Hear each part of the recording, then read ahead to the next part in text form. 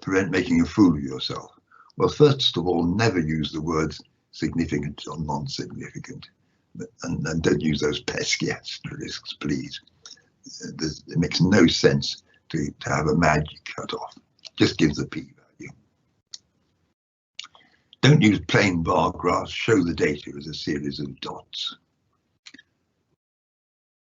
Always remember that it's a fundamental assumption of all significance tests that the treatments are randomized. When this isn't the case, that you can't expect an accurate result from a test.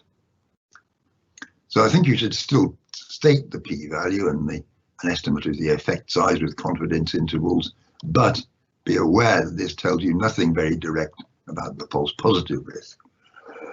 The p-value should be accompanied by an indication of the likely false positive risk. It won't be exact, but it doesn't really need to be. It does answer the right question.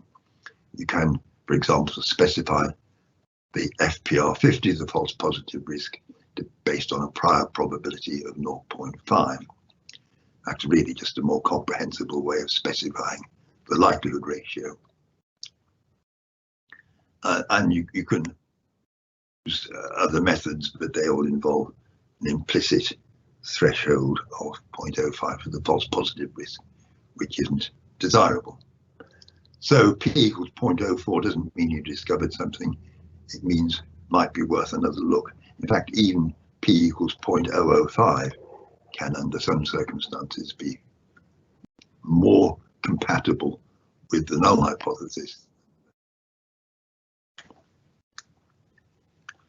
than with the